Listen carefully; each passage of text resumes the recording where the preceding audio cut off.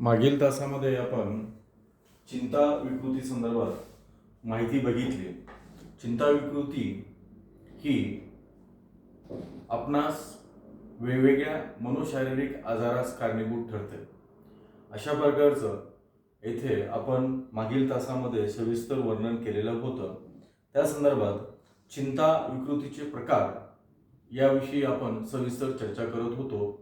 मागील तासामध्ये generalise anxiety disorder म्हणजे सामान्यीकृत चिंता विकृती या विकृतीचे अर्थ, त्याचबरोबर विकृतीचे लक्षणे व निदान कसे करावे याविषयी आपण माहिती बघितलेली आहे. चिंता विकृतीचा दुसरा भाग किंवा दुसरा प्रकार म्हणून आज आपण पाहणार आहोत ते आहे पॅनिक डिसऑर्डर. पॅनिक या शब्दाचा अर्थ आतंकित होणे. पॅनिक म्हणजे आतंकित होणे, अस्वस्थ होणे अशा प्रकारचा शब्दशः अर्थ घेतला जातो. मनोविकृती शास्त्रामध्ये पॅनिक विकृती ही चिंता विकृतीचंच एक रूप म्हणून पाहिलं जातं. पॅनिक विकृतीला आपण जर थोडंसं सविस्तररित्या पाहण्याचा प्रयत्न केला तर चिंता विकृतीचाच तीव्र स्वरूप म्हणजेच पॅनिक विकृती होय. एक आख्यायिका आहे. प्राचीन व पुरातन कालखंडामध्ये असं समजलं जायचं की पॅनिक हा शब्द जो आहे, पॅनिक हा शब्द पॅन देवता या देवतांच्या नावावरून पॅनिक हा शब्द आलेला आहे. म्हणजे ग्रीन पुरातनामधील पॅन ह्या देवताला, ह्या वनदेवताला अनन्यसाधारण असं महत्त्व होतं. म्हणून पॅन या वनदेवताच्या नावावरून या विकृतीला पॅनिक डिसऑर्डर असं नाव पडलेलं आहे. पॅन देवता हा काय करायचा? रानातून जाणाऱ्या एकट्या दुकट्याला, कोणी वाटसरूला, मार्गक्रमण करणाऱ्याला अतिशय किंवा अचानक भयकंप करायचा. म्हणजे त्याला भीती दाखवायचा, म्हणजे भयकंपित होणे, त्याचबरोबर त्या व्यक्तीला घाबरून टाकणे, तसेच त्याच्यामध्ये अनपेक्षितरित्या अस्वस्थपणाची भावना निर्माण होत असे. म्हणजेच पॅन देवताचा प्रभाव आहे म्हणून ती व्यक्ती अशा प्रकारची वागते आणि अशा प्रकारच्या वागण्यातून त्यास अशा प्रकारची लक्षणे दिसून येतात. वस्तुस्थिती अशी आहे, चिंता विकृतीचं तीव्र स्वरूप, चिंता विकृतीचं म्हणजे सामान्य चिंतेपासून जेव्हा चिंतेचे लक्षणे हे वारंवार रिपिटेशन होतात, त्याची पातळी ही एक्स्ट्रीम लेवलला जाते, तेव्हा व्यक्तीमध्ये पॅनिक अटॅक्स येतात. एखादी भयग्रस्त अवस्था असेल किंवा एखादी भयानक परिस्थिती असेल, त्या भयानक परिस्थितीमध्ये व्यक्ती घाबरून जाते व अनपेक्षितरित्या किंवा व्यक्तीमध्ये कोणत्याच प्रकारच्या धोक्याची पूर्वसंकेताशिवाय एकाएकी व्यक्ती पॅनिक होते व त्या पॅनिकमुळे व्यक्तीला अचानकपणे पॅनिक अटॅक येतात. म्हणून या विकृतीला पॅनिक डिसऑर्डर असं संबोधलं जातं. व्यक्ती अशा प्रकारचे जे काही पॅनिक अटॅक्स आहेत, हे पॅनिक अटॅक्स काही मिनिटापासून ते काही तासांपर्यंत येत असतात. यानंतर सर्व काही पूर्ववत होतं.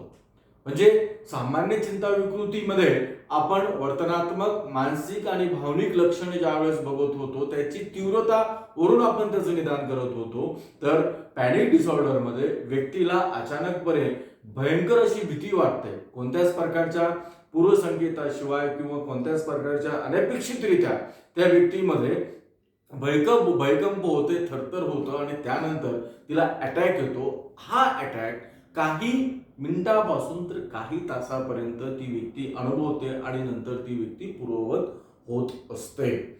म्हणजेच सामान्य स्थितीमध्ये आल्यानंतर त्या व्यक्तीमध्ये पुन्हा मला अटॅक का आला, ह्या पद्धतीचा संभाव्य अटॅकाच्या पुढे भविष्यातही मला अशा प्रकारचा अटॅक होऊ शकतो, त्या अटॅकाच्या भीतीने व्यक्ती चिंताग्रस्त बनते किंवा चिंताक्रांत दिसते.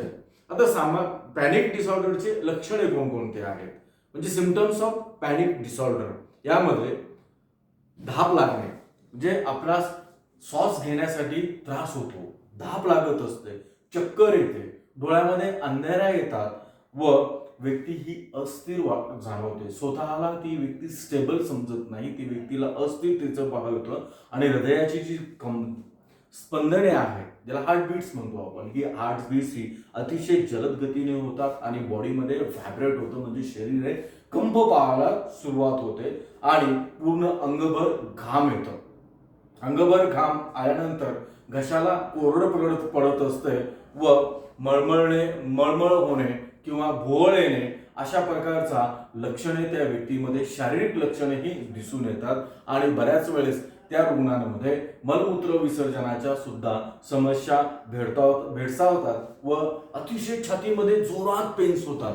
या जोरात पेन्समुळे ती व्यक्ती अशी अनुभवते की मी भविष्यात मरणार आहे की काय, अशा प्रकारचा अनुभव तिला जाणवतो. म्हणजे एकंदरीत जेव्हा चिंता पातळी ही एक्स्ट्रीम लेवलला जाते तेव्हा त्या व्यक्तीमध्ये पॅनिक अटॅक्स येतात आणि त्या पॅनिक अटॅकची जी सिम्पटम्स आहेत त्यामध्ये जे आपण आता डिस्कस केलं की घाम येणे, पूर्ण शरीरभर घाम येणे, थाप लागणे, स्पंदने जोरात होणे, मळमळल्यासारखं होणे, अंधारा येणे, ही जी सिम्पटम्स आहेत हे सिम्पटम्स अटॅक, ज्याला आपण हार्ट अटॅक असं म्हणतोय, हार्ट अटॅक सारखी सिम्पटम्स येतात. मात्र हे सिम्पटम्स हार्ट अटॅकचे नसतात. हे symptoms purely impact of anxiety, extreme level of anxiety due to patients experience attacks.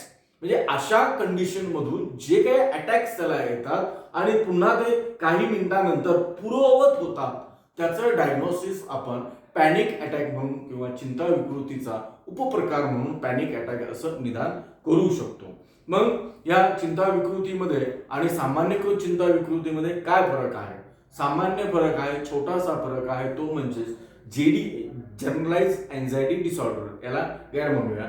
यामध्ये व्यक्तीला अटॅक येत नाही, मात्र जेव्हा चिंता अनुभव येतो, जेव्हा व्यक्तीला पूर्ण शरीरभर घाम येतो, थरथर करते, व्यक्ती छातीमध्ये धडधड होते आणि यातून मी पुढे मरणार आहोत का किंवा मी वेडा होणार आहे का, अशा प्रकारची चिंताक्रांत अवस्था निर्माण होऊन व्यक्तीमध्ये पॅनिक अटॅक्स येतात.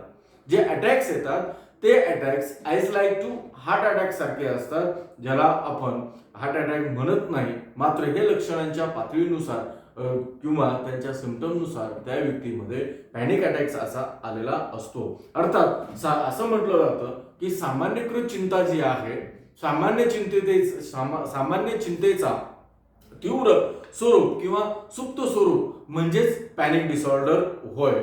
अर्थात येथे ही पॅनिक डिसऑर्डर जे व्यक्ती 6 महिन्यापेक्षा जास्त पद्धतीने किंवा जास्त प्रमाणात चिंता विकृतीची लक्षणं अनुभवतात व त्याची पातळी वाढते, त्याची तीव्रता वाढते, तेव्हा त्या व्यक्तीमध्ये पॅनिक डिसऑर्डर हा नक्कीच उद्भवण्याची शक्यता नाकारता येत नाही. म्हणजे पॅनिक डिसऑर्डरने ग्रस्त रुग्णांमध्ये जे अटॅक सारखी स्थिती जी येते त्या व्यतिरिक्त कोणत्याच प्रकारचे लक्षणं दिसून येत नाही. मात्र या अटॅकच्या भीतीमुळे त्या व्यक्ती अधिक चिंताग्रस्त बनतात व त्यातून त्या व्यक्तींमध्ये आपण अशा प्रकारचं डिफरनाइज आपण करू शकतो की जनरलाइज एन्झायटी डिसऑर्डर आणि पॅनिक डिसऑर्डर यामध्ये मुख्य फरक हा असा आहे. नाईस या शास्त्रज्ञांच्या मते दोन्हीही विकृती ह्या वेगवेगळ्या प्रकारच्या आहेत. बरेच जण असं म्हणतात की जनरलाइज एन्झायटी डिसऑर्डर आणि पॅनिक डिसऑर्डर हे कॉमन आहे, बट नॉईस या शास्त्रज्ञांच्या मते दोन्हीही विकृती या भिन्न आहेत. मग त्यांनी भिन्नतेच्या काही परिसीमा ठरवलेल्या आहेत, काही कॅटेगरीज ठरवल्या आहेत. ते लक्षणा स्वरूपात पहिलं आहे विकृती लक्षणांमधील असलेली भिन्नता, म्हणजे सामान्यकृत चिंता विकृती आणि पॅनिक डिसऑर्डर यामधील मुख्य फरक काय असेल की विकृतीच्या लक्षणांमधील असलेला फरक किंवा भिन्नता. जसे की सामान्यकृत चिंता विकृतीमध्ये सेंट्रल नर्वस सिस्टम अतिशय जास्त सेंट्रल नर्वस सिस्टमच्या अतिउत्तेजनामुळे लक्षणे ही उद्भवत असतात. जसं की त्यामध्ये निद्रानाश असेल, अस्वस्थता असेल, एकाग्रता भंग होणे, अशा प्रकारची लक्षणे सामान्यकृत चिंता विकृतीमध्ये दिसून येतात. तर त्यामध्ये काही शारीरिक स्वरूपाचे लक्षणे सुद्धा दिसून येतात. मात्र येथे पॅनिक डिसऑर्डर विकृतीमध्ये अशा प्रकारची लक्षणे ही स्वायत्त मज्जासंस्था, म्हणजे जनरलाइज एन्झायटी डिसऑर्डर हे सेंट्रल नर्वस सिस्टममुळे इन्फ्लुअन्स होतं, तर पॅनिक डिसऑर्डर हे आहेत हे ऑटोनॉमस नर्वस सिस्टममुळे उत्तेजित होते.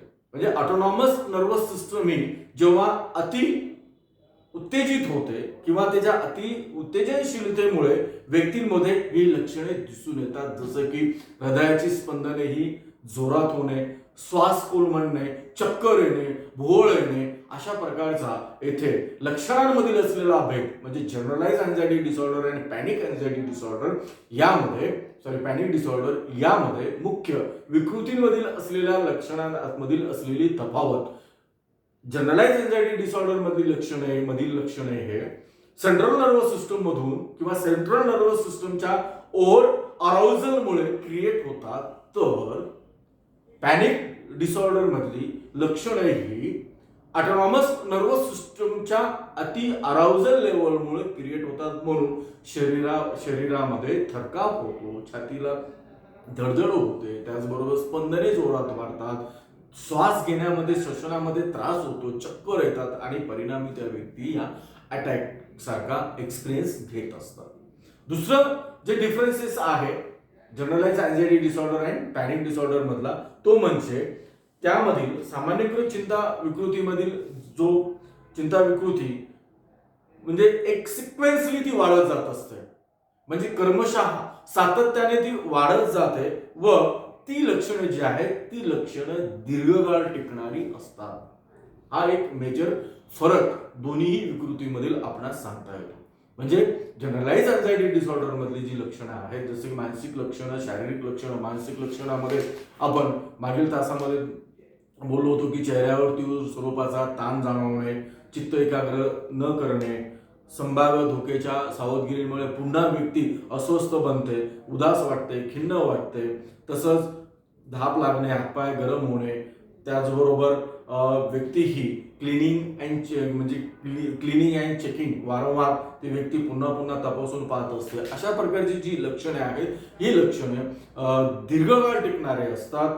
या उलट पॅनिक डिसऑर्डर मधील लक्षणे ही अचानक आकस्मिकरित्या उद्भवत असतात आणि त्याच झटक्या पश्चात ती व्यक्ती पुन्हा पूर्ववत होते, नाहीशी बनते. म्हणजे मेजॉरिटी बघा, सिम्पटम्स जे आहेत, जे सिम्पटम्सची जी काही ड्युरेशन आहे, तो ड्युरेशन हा जनरलाइज अँझायटी डिसऑर्डर मध्ये दीर्घकाळ टिकणारा असतो, तर पॅनिक डिसऑर्डर मध्ये ती लक्षणे अचानक निर्माण होतात.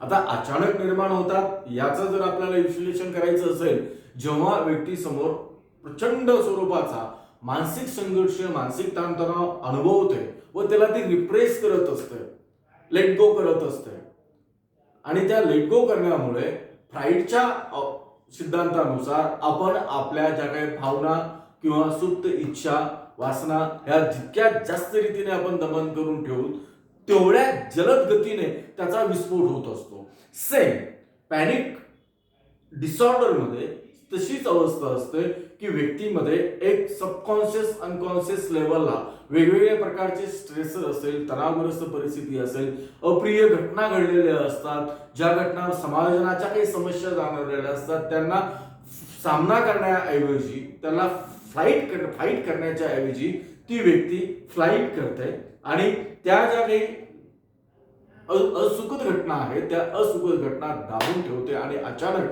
अशा प्रकारची ही अटॅक्स येतात. या अटॅक्सचं आपण निदान हा पॅनिक डिसऑर्डर म्हणून करू शकतो.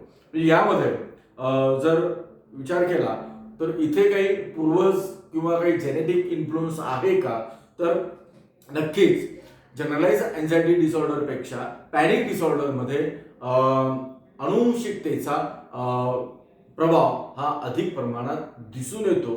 मात्र या दोन्हीमध्ये लिंगभेद दिसून येत नाही. सायंटिफिकली जर विचार केला तर पॅनिक अटॅक्स हे पुरुषांपेक्षा स्त्रियांना जास्त येतात. म्हणजे अशा रीतीने आपण दोन्ही डिसऑर्डर मधला फरक म्हणजे पॅनिक डिसऑर्डर आणि जनरलाइज अँझायटी डिसऑर्डर मधला फरक आपण घेऊ शकतो. सर्वसामान्यपणे ज्यांना मद्याची सवय असते, ज्यांना व्यसन म्हणजे मद्यपान करण्याची सवय असते, अशा लोकांमध्ये, अशा व्यक्तींमध्ये जनरलाइज अँझायटी डिसऑर्डर पेक्षा पॅनिक डिसऑर्डरचे सिम्पटम्स हे अधिक प्रमाणात दिसून येतात. यासाठी औषधी उपचार करून अशा प्रकारच्या लक्षणांवर आपण मात करू शकतो. याला चिंता रोधक औषधी असं म्हणतात, अँटी डिप्रेस जे काही मेडिसिन्स आहेत त्या मेडिसिनच्या प्रभावामुळे अशा प्रकारची लक्षणं ही आपणास नाहीशी करता येऊ शकतात. त्याचबरोबर ही जी लक्षणं आहेत या लक्षणांचा केवळ स्ट्रेसर आणि स्ट्रेसरचा असलेला अधिक प्रमाण त्यातून ही लक्षणे संभवत असतात. म्हणून चिंता विकृतीचे दोन प्रकार पाहत असताना generalise anxiety disorder and panic disorder मधला हा फरक आपण लक्षात घेतला पाहिजे. जी काही लक्षणे आहेत त्या लक्षणांची तीव्रता, त्याचबरोबर त्या लक्षणांमधील असलेला जेनेटिक इन्फ्लुएन्स, तसेच त्या व्यक्तींमधील असलेला जो काही बायोलॉजिकल फॅक्टर्स आहेत, सेंट्रल नर्वस सिस्टम आणि ऑटोनॉमस नर्वस सिस्टम, या दोन्हींच्या डिफरन्शिएटमुळे आपण चिंता विकृती आणि पॅनिक डिसऑर्डर हे दोन्हीही वेगवेगळ्या वर्गवारीमध्ये कॅटेगराईज करू शकतो. अशा पद्धतीने आज आपण चिंता विकृतीचा उपप्रकार म्हणून पॅनिक डिसऑर्डर याबद्दल थोडक्यात माहिती मिळवलेली आहे. काही शंका असतील तर नक्कीच विचारावं. नंतरच्या तासामध्ये आपण चिंता विकृतीचा तिसरा प्रकार पाहणार आहोत.